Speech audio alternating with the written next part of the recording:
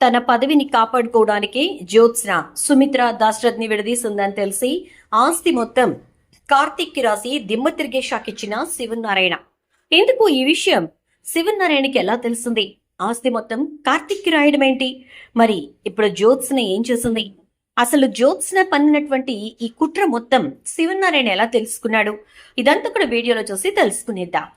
కార్తీక దీపం ఇది నవవసంతం. రాబోయే కథలో జరగబోయే సన్నివేశాల గురించి ముందుగా తెలుసుకోవటానికి వీడియోని లైక్ చేసి ఛానల్ను సబ్స్క్రైబ్ చేసి పక్కనే ఉన్న బెల్ ఐకాన్లో ఆల్ ట్యాప్ చేయండి.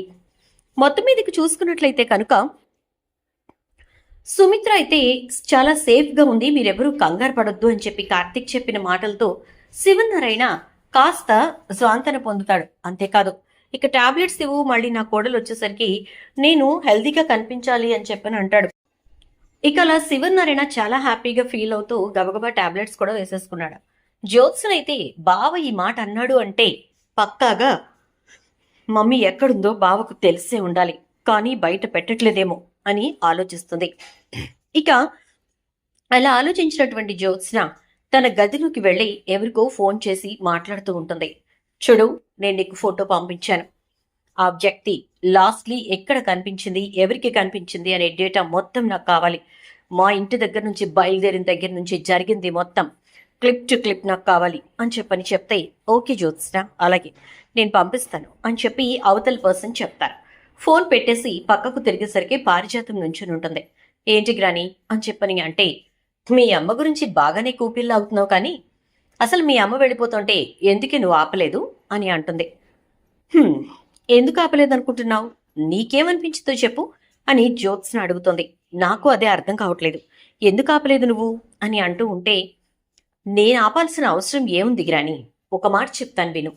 ఇప్పుడు ఆవిడ నిజంగా తన భర్తతో మాట్లాడాలనుకుంటే నువ్వు నేను ఆ పైనుంచి బ్రహ్మదేవుడొచ్చి దిగొచ్చినా అస్సలు మాట్లాడటం ఆపదు, ఖచ్చితంగా మాట్లాడి తీరుతుంది. కానీ ఆవిడ మాట్లాడలేదు అంటే ఆవిడకి ఇష్టం లేదు కాబట్టి. సో భర్తతో మాట్లాడటమే ఇష్టం లేని మనిషి ఆయనతో ఏం కాపురం చేస్తుంది? అందుకే వెళ్ళిపోయింది. మా అమ్మకు అలాగైనా కాస్త ప్రశాంతత దొరుకుతుంది అనుకున్నాను, అందుకే ఊరుకున్నాను అంటుంది. ఏమే జ్యోత్స్న, నిన్నిలా తయారు చేసిందాన్ని నేను. తాతకు దగ్గులు నేర్పించే ప్రయత్నం చేయకు. అసలు నిజం కావాలి నాకు. విషయం ఏంటో చెప్పు. ఎందుకు ఊరుకున్నావు?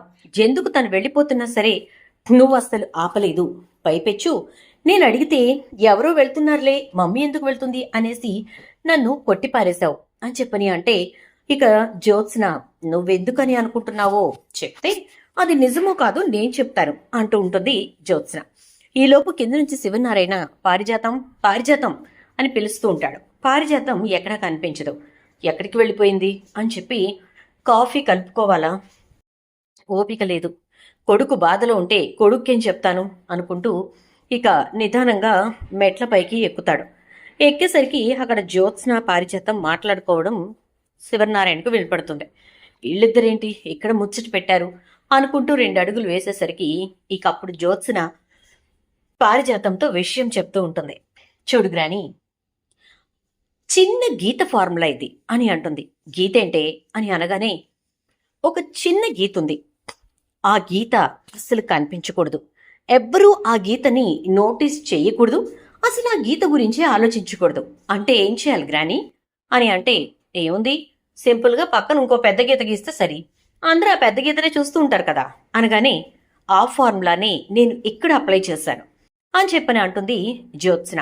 ఏంటది, ఏం అప్లై చేశావు అని అనగానే, ఇప్పుడు నా సీఈఓ పదవిని అండ్ నా ప్లేస్లో మరో సీఈఓని అపాయింట్ చేయటాన్ని చిన్న గీత అనుకుందాం. సో ఈ చిన్న గీత గురించి ఎవరూ పట్టించుకోకూడదు, ఎవరూ ఈ చిన్న గీత గురించి ఆలోచించకూడదు. నా సీఈఓ పదవిని నా దగ్గర నుంచి తీసేయాలి అని చెప్పి, ఆ పదవిలో మరో పర్సన్ని కూర్చోబెట్టాలి అని చెప్పి ఎవరూ అనుకోకూడదు అంటే ఏం చేయాలి? ఆ సీఈఓ పదవి గురించినటువంటి ఇష్యూ కంటే పెద్ద ఇష్యూ ఒకటి జరగాలి. యాక్చువల్లీ మమ్మీ వెళ్ళిపోతుంది అనుకోలేదు, ఇంట్లోనే ఉంటుంది, డాడ్తో అస్సలు మాట్లాడదు, ఇక ఇంట్లో యుద్ధం అలాగే కంటిన్యూ అవుతుంది అనుకున్నాను. అందుకోసమే బావని హెల్ప్ అడిగినప్పుడు బావ వాళ్ళిద్దరూ కలిస్తే నేను నీకు హెల్ప్ చేస్తాను అన్నాడు. నాకు రివర్స్లో చాలా క్లియర్గా అర్థమైంది, వాళ్ళు కలవనంతకాలం నా సీఈఓ పదవికి ఎలాంటి జోకా ఉండదు అని చెప్పి అందుకోసమే ఆలోచించి వెంటనే ఇంటికొచ్చాను. చూసే వాళ్ళందరికీ వాళ్ళిద్దరినీ కలపడానికి నేను ప్రయాసపడిపోయానని, కష్టపడిపోయానని అనిపిస్తుంది. బట్ నేను మాట్లాడిన ప్రతి మాట కూడా మా అమ్మని మా నాన్నని రెచ్చగొట్టే మాటలే. వాటి వల్ల ఇద్దరి ఈగోస్ హర్ట్ అయినాయి. దాంతోపాటు ఇద్దరూ ఒకరినొకరు మాటల మీద మాటలు అనుకుంటూనే ఉన్నారు. అప్పుడు ఏం జరిగింది? సింపుల్. మా అమ్మ ఆలోచనలో పడింది. మా నాన్న నోరు జారాడు. అలా నోరు జారినటువంటి నాన్న మాటలు మా అమ్మ మనస్సుని గాయపరిచాయి. సో ఇక వెంటనే ఎప్పుడూ లేని విధంగా ఇన్నేళ్లలో తను చెయ్యనటువంటి మరొక తప్పు చేసింది మా అమ్మ. అదేంటి అంటే ఇల్లు విడిచి గుమ్మం బయట కాలు పెట్టటం. ఆహా, ఆ ఒక్క తప్పు చాలు ఇప్పుడు ఈ కుటుంబం మొత్తం ఆలోచిస్తూ కూర్చోటానికి అని అంటుంది జ్యోత్స్న. నువ్వన్నది కరెక్టేనే, కానీ ఇప్పుడు మీ అమ్మ తిరిగి రాకపోతే అని అనగానే గ్రానీ గ్రానీ గ్రానీ. నేను ఒక మాట చెప్పనా? మా అమ్మ తిరిగి రాకపోతే ఏమవుతుంది? నాకేమైనా నష్టమా? నీకేమైనా నష్టమా? నష్టం ఏదైనా ఉంది అంటే అది కేవలం ఈ ఇంటికి మాత్రమే. ఒకటి, మా తాతకు అయ్యో కోడలు ఏమైపోయిందో అని. 2, మా నాన్నకు అయ్యో నా భార్య ఏమైపోయిందో అని. 3, నా బావకి అంటే కార్తెక్కి అయ్యో మా మేనత్త ఏమైందోనని. 4, కాంచన అత్తయ్యకి నా వదిన ఏమైందోనని. ఇలా వీళ్ళందరికీ బ్లడ్ రిలేషన్స్ ఉన్నాయి కాబట్టి కంపల్సరీగా వాళ్ళకి నష్టం, బాధ, ఎప్పటికీ తీరనటువంటి వేదన. బట్ నీకు నాకు ఈ కుటుంబంతో ఏం రిలేషన్ ఉంది గ్రాని అంటుంది. ఏంటి అలా మాట్లాడతావు? వాళ్ళెంతైనా నిన్ను కనకపోయినా నిన్ను పెంచిన వాళ్ళు కదా అని అనగానే నేనేమన్నా అడిగానా? లేక వాళ్లకు తెలిసి నన్ను వాళ్ళు పెంచారా? లేదు కదా, నన్ను వాళ్ళ కూతురుని అనుకునే వాళ్ళు పెంచారు. మరి అలాంటప్పుడు నేనెలా బాధ్యురాలను అవుతాను గ్రాని? ఇంకా ఉంటే గింటే నీకేమైనా రిలేషన్ ఉందేమో, ఎందుకంటే తాతని పెళ్లి చేసుకున్నావు కాబట్టి. సో మా మమ్మీ రానంత మాత్రాన నీకొచ్చే నష్టం కానీ నాకొచ్చే నష్టం కానీ ఏమీ లేదు, ఓకేనా? నువ్వు దీని గురించి ఏమీ ఫీల్ అవ్వకు. అండ్ మరొక విషయం నీకు చెప్తున్నాను, ఈ మధ్యకాలంలో నీలో ఏంటో కొంచెం మార్పు కనిపిస్తోంది. నేను నీ కన్న కొడుకు, అదే దాసుకి కన్న కూతుర్ని అనే విషయం నువ్వు మర్చిపోతున్నావు. అది మర్చిపోకుండా బాగా గుర్తుపెట్టుకో.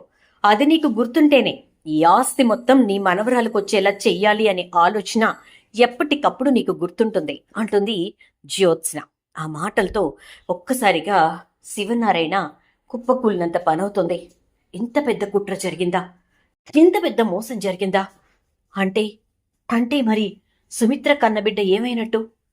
వీళ్ళిద్దరూ కలిసి ఆస్తి కోసం ఇంత పన్నాగం పన్నుతున్నారా? తన సీఈఓ పదవిని కాపాడుకోవడానికి సుమిత్ర ఇంట్లోంచి వెళ్లిపోయేలా చేసిందా జ్యోత్స్న? అమ్మో, ఈ లెక్కను చూసుకుంటే. అలా ఆలోచిస్తున్నటువంటి శివనారాయణ నిదానంగా కిందికి వెళ్ళిపోతాడు. అలా వెళ్ళిన తర్వాత పారిజాతం అని పిలుస్తాడు. పైన జ్యోత్స్న మాట్లాడిన మాటలు విన్న తర్వాత పారిజాతం కూడా ఒకంత ఆలోచించుకుంటూ కిందికి వచ్చేసరికి శివనారాయణ పిలుపుతో ఒక్కసారిగా ఉలిక్కిపడి స్పృహలోకి వస్తుంది. ఏమండి వస్తున్నాను అనగానే, దీప ఈరోజు రాలేదు కదా, నాకు కాఫీ ఇస్తావా అని అడుగుతాడు. వస్తున్నానండి అంటూ పారిజాతం గబగబా వెళ్ళి కాఫీ తీసుకొచ్చి శివనారాయణకి ఇస్తుంది. శివనారాయణ కాఫీ తీసుకుని పారిజాతం ముఖం వంక చూస్తూ, దీంట్లో ఏమైనా కలిపావా పారిజాతం అంటాడు. ఒక్కసారిగా షాక్ అయిపోతుంది. ఏంటండి అంత మాట అన్నారు అని అనగానే, నువ్వు ఈ ఇంటికి ఎలా వచ్చావు అని అంటే, ఒక పని మనిషిగా వచ్చానండి అంటుంది. అలా వచ్చిన నీకు ఈరోజు నేను ఎటువంటి స్థానాన్నిచ్చాను? నేను నీతోటి ఏమైనా చెడుగా ప్రవర్తించి నిన్ను నా భార్యను చేసుకున్నానా? లేక నా భార్య ఉండగానే నీతో నేను ఏదైనా అక్రమ సంబంధం లాంటిది పెట్టుకున్నానా? ఏమీ లేదు కదా అంటే, అయ్యో మీరు అలాంటి వారు కాదు కదండి అంటుంది. మరి నిన్ను దేనికి పెళ్లి చేసుకున్నాను నేను అనగానే, మీ భార్య చనిపోవటంతో మీ బిడ్డలిద్దరినీ చూసుకోవటానికి మనిషి కావాలి కాబట్టి మీరు నన్ను పెళ్లి చేసుకున్నారు. అది కూడా చిన్నప్పటి నుంచి వాళ్ళకు అలవాటైన మనిషిని కాబట్టి నేనైతే జాగ్రత్తగా చూసుకుంటానని చెప్పి, నాకు కూడా భర్త ఆదరణ లేదు కాబట్టి నా జీవితం ఒక దారిలో ఉంటుంది, ఒక ఒడ్డుకు చేరుతుంది అని మీరు నన్ను పెళ్లి చేసుకున్నారు అంటుంది. ఆ రోజు నుంచి ఈ రోజు వరకు నీకు నేనేమైనా లోటు చేశానా అని అడుగుతాడు. అయ్యో, మహారాణి లాంటి స్థానం ఇచ్చారు, ఇంకా మీరు నాకు లోటు చేయటం ఏంటండి అని అంటే, సరే అయితే మంచిది అని చెప్పని అంటాడు. అదేంటండి ఎప్పుడు లేంది ఇలా అడిగారు అంటుంది. నాకెందుకో అడగాలనిపించిందిలే పారిజాతం అంటూ ఇక అక్కడి నుంచి లేచి వెళ్ళిపోతాడు. ఎందుకీయన ఇలా అడిగారు అని అనుకుంటూ పారిజాతం వంటగదిలోకి వెళ్ళిపోతుంది. ఇక అక్కడి నుంచి వెళ్ళినటువంటి శివనారాయణ తన గదిలోకి వెళ్లి తలుపు వేసుకుంటాడు. తర్వాత రోజు ఉదయం వరకు శివనారాయణ గది బయటకు రాడు. దశరథ్ కూడా తన గదిలోనే ఉంటాడు, బయటికి రాడు. ఇక ఆ తర్వాత ఉదయాన్నే లాయర్ వచ్చి డోర్ నాక్ చేసేసరికి పారిజాతం వెళ్లి డోర్ తీస్తుంది. ఏంటి లాయర్ గారు మీరొచ్చారు అని అడుగుతుంది. శివనారాయణ గారు రమ్మన్నారండి అని చెప్తాడు. అవునా, రండి వచ్చి కూర్చోండి అని చెప్పి సోఫాలో కూర్చోమని కాఫీ తీసుకొస్తుంది. మీరొచ్చారు, పని మనిషి అని చెప్పని అంటే, హా, మా పని మనిషి సెలవు పెట్టిందిలేండి, అందుకే నేనే మళ్ళీ నా పని మనిషి స్థానంలోకి వెళ్లాల్సి వచ్చింది.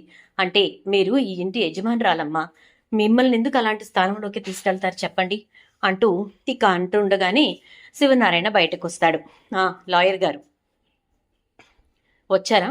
వస్తున్నాను అంటూ దశరథ అని పిలుస్తాడు. ఇక అప్పుడు దశరథ్ గబగబా వస్తాడు. చెప్పండి నాన్న అని అనేసరికి, అదే రాత్రి నీకు చెప్పిన విషయం అని అంటే, సరే నాన్న మీ ఇష్టమే, నా ఇష్టం, మీరు అన్న దేనికి నేను కాదన్ను కదా అంటాడు. ఇక తర్వాత కాగితాలు తీసుకొచ్చారా అని అడుగుతాడు. ఇక శివనారాయణ తీసుకొచ్చాను సార్, ఇవిగోండి అని చెప్పి ఇస్తాడు లాయర్. అవన్నీ చూసి ఓకే, అంతా కరెక్ట్గా పర్ఫెక్ట్గా ఉంది, నో ప్రాబ్లం, రిజిస్ట్రేషన్కి మీరు ఈరోజే ఏర్పాట్లు చేయండి అని చెప్పని అంటే, అడగకూడని విషయమే కానీ అడుగుతున్నానని ఏమీ అనుకోకండి అంటూ పారిజాతం మొదలు పెడుతుంది. అడగకూడని విషయం అని తెలుసు కాబట్టి ఇక నువ్వు అడిగినప్పుడు మేం ఖచ్చితంగా అనుకుంటామనే విషయం కూడా నీకు తెలుసు కాబట్టి ఇక ఈ విషయం గురించి నువ్వు మాట్లాడకు, సరేనా అంటూ శివనారాయణ అక్కడి నుంచి వెళ్ళిపోతాడు. దాంతో ఏం చెయ్యాలో ఏం మాట్లాడాలో అర్థం కాక అలా చూస్తూ ఉండిపోతుంది పారిజాతం. ఈలోపు జ్యోత్స్న వచ్చి, ఏంటి లాయర్ గారు ఇలా వచ్చారు అంటే, తాతయ్య గారు విల్నామా ప్రిపేర్ చేయమన్నారు అంటే, ఆల్రెడీ విల్నామా అయిపోయింది కదా, ఇంకోటి కూడా ఏదో ఒకటి లాకర్లో ఉంది కదా అనగానే, ఆ పాత విల్నామాలన్నీ ఇందులో మెన్షన్ చేస్తూ అవి చెల్లవు అని రాసి ఇది కొత్తగా రాయించారమ్మా అంటాడు. అవునా, ఏం రాశారు అని అంటుంది. అది ఎవరికి చెప్పకూడదని చెప్పారు అనగానే, నాకు చెప్పొచ్చు, చెప్పండి అంటుంది జ్యోత్స్న. ఎవరికి అనే దాంట్లో ముందుగా మీరే ఉన్నారమ్మా అంటాడు. షాక్ అయిపోతుంది జ్యోత్స్న. ఈలోపు శివనారాయణ వచ్చి, దశరథ బయలుదేరదామా అంటే, వస్తున్నాను నాన్న అంటూ ఇక బయలుదేరుతుంటే, తాత ఏం జరుగుతోంది అని అడుగుతోంది. నీకు చెప్పాల్సిన అవసరం లేదు జ్యోత్స్న అని అంటాడు శివనారాయణ. మమ్మీ లేనప్పుడు మీరు ఏం నిర్ణయాలు తీసుకుంటున్నారు, నేను అడగాల్సిన బాధ్యత నాకుంది అని చెప్పనంటే, నా కోడలు నేను ఏది చెప్తే దానికి సరే అంటుంది తప్ప కాదు అనే మాట అనదు. అయినా మీ అమ్మ లేదని ఎవరు చెప్పారు, నా కోడల అంగీకారంతోనే నేను బయలుదేరుతున్నాను అని చెప్పని అంటూ వెళ్ళిపోతాడు. ఏంటి, మమ్మీ కనిపించిందా, ఎక్కడుంది తాత అని అడుగుతూ ఉన్నా కూడా సమాధానం చెప్పడు శివనారాయణ.